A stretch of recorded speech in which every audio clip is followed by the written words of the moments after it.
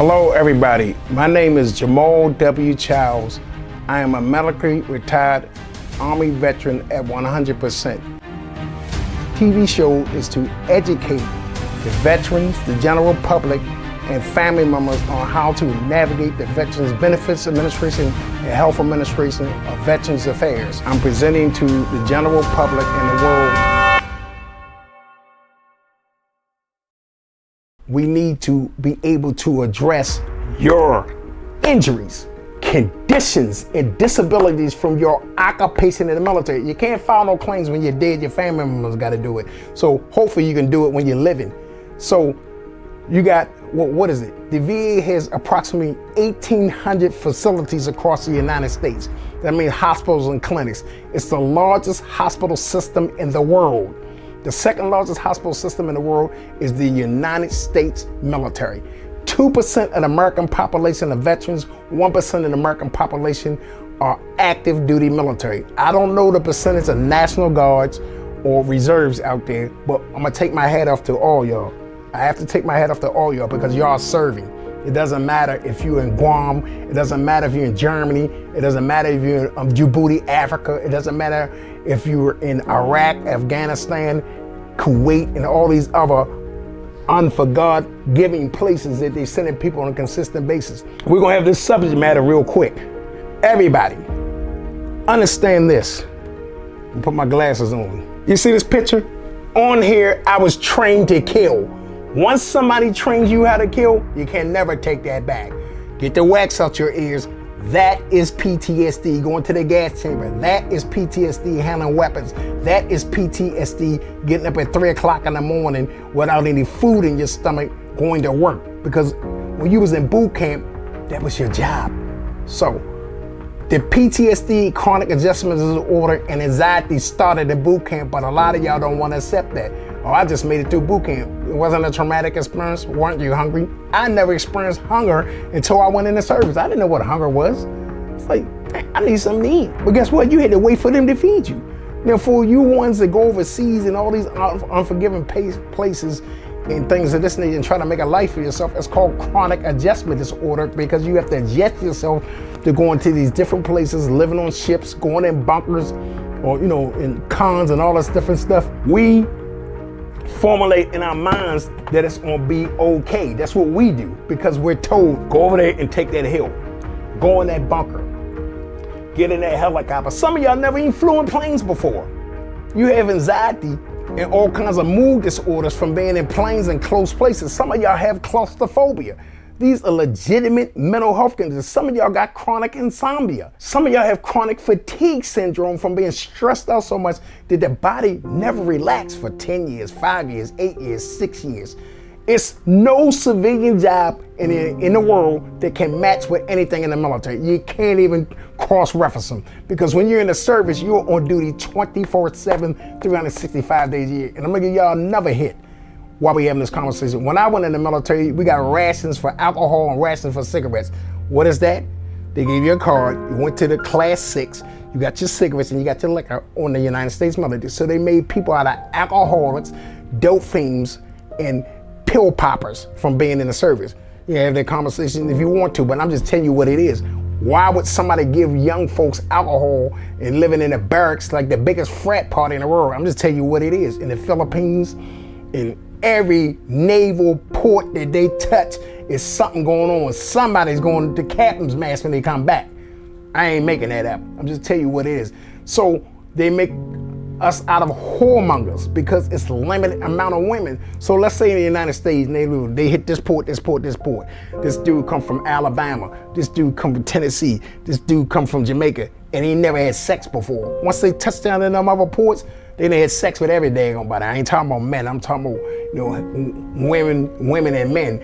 Oh, the soldier, I love you a long time. And next thing you know, you got a disease over there. You're leaking in the clinic like what just happened to you. Well, she done had sex with 75 of people before you touched her.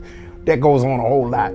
That's just a subject matter for a conversation. So we are going to have any conversation that you want to have. I could talk for days.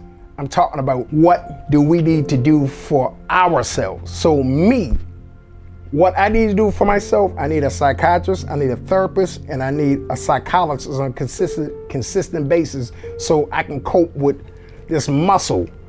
The brain is a muscle, people. Like elephants, they absorb all that stuff in. We do the same thing, but the thing with it is that we're supposed to be the hierarchy of thought process. Human beings are supposed to have a reasonable thought. Animals don't have reasonable thought. They either domesticated or they're wild.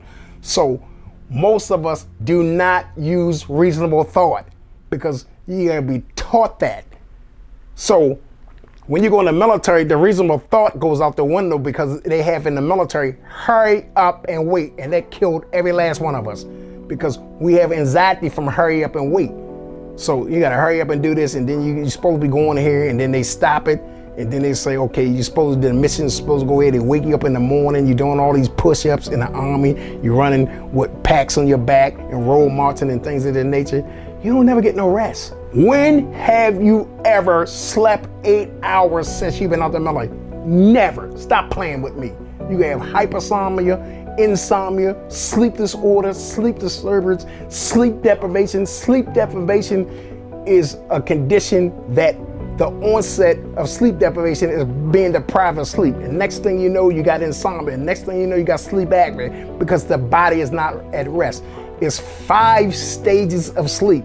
5. 1, 2, 3, 4, 5. I can't name each one, but I know one thing. None of us get to take. However, you can take melatonin or you can smoke all the weed in the world. You're going to have some nightmares. You're going to have some night sweats. You're going to have all kinds of stuff rattling up in your brain. So a person like me, I'm having so many nightmares. I'm thinking to drink the liquor in the bed, it will get rid of the nightmares. They ain't never went nowhere. I'm 60 years old and they still here. So what do? When you find out and know better, you should try to do better. So that's self-preservation. My treatment is self-preservation. I have to meditate. I have to have meditation candles. I have to have quiet time. I have to have times where as though I'm literally not thinking of nothing. I know that's kind of hard for y'all to do, but the brain is so much overdrive from wherever y'all come in the United States and the world until right now where as though we don't rest our brains. You gotta stop worrying about everything. Because when you take this stuff in, it does something to your body. You can have heart attacks, you can have strokes, you can have all kinds of brain aneurysms because you don't rest your brain. So you people can do the research on resting your brain.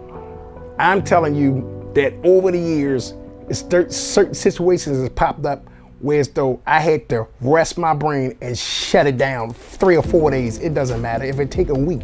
You don't have to talk to people. That ain't against the law. You ain't got to talk to nobody. You can isolate to get yourself together. There's nothing wrong with it. Nobody's telling y'all that. So that's why the suicide rate is out the wazoo, because you're saying you don't have nobody to talk to. And when you tell somebody what's going on with you, they break your anonymity and put it on social media. Next thing you know, you're jumping off the bridge and taking a gun and blowing your brains out. Our recovery is our own responsibility. The world does not care. Let's get that out. The world don't care if you recover. That's your recovery, your own responsibility. Your life is your own responsibility. First is God, hopefully, and the next thing is you. If you don't like yourself, you think people care? The dynamics of the world and the dynamics of families and the dynamics of love has changed in 2024. So I'm not going to have a long conversation about what is love. You know what love was, because if people really care for you, they wouldn't hurt you. And you got people that can be in your life that give you constructive criticism and not hurt you, but we tend to be around the people that hurt us, and we keep on being hurt, and then you can't get rid of hurt. The next thing you know, you like the lady in New York. What's her name? She was Miss Universe. Jumped off the 60th floor up there, and she was trying to reach out to her mother, her family, her friends. Girl, you rich. Girl, you look good. Girl, you're a lawyer. Girl, you Miss Universe. And she couldn't talk to anybody. She's sending messages and notes, and she went to the 60th floor and jumped off the building. Robin Williams, the actor, was in over 60 movies, and he hung himself. I'm telling y'all, you got to get that depression under control. Depression is the onset of a lot of mental health conditions. And please stop calling yourself crazy. So when you start calling yourself crazy, you're gonna believe you're crazy. Oh, I'm crazy, I'm crazy, I'm crazy. Next thing you know, then you're gonna act crazy, you crazy, and know crazy, you can't get out of crazy. And before you know, the police gonna treat you like crazy when they put them bullets in you, or they put you in a jail cell. You gotta stop calling ourselves these things. Try to get a mental health diagnosis.